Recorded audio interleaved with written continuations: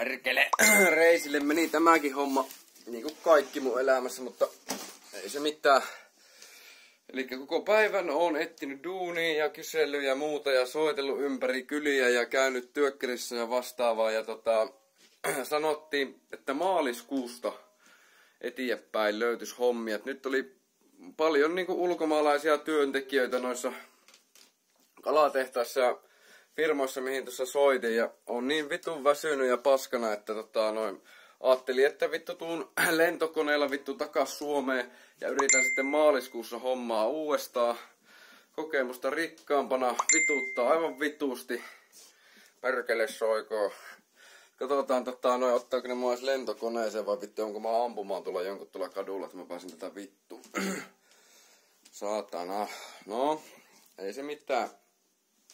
Ukrainalaisia oli kulma 2 paikkaan tullut bussilasteittain töihin, että tää vaan on tää elämä.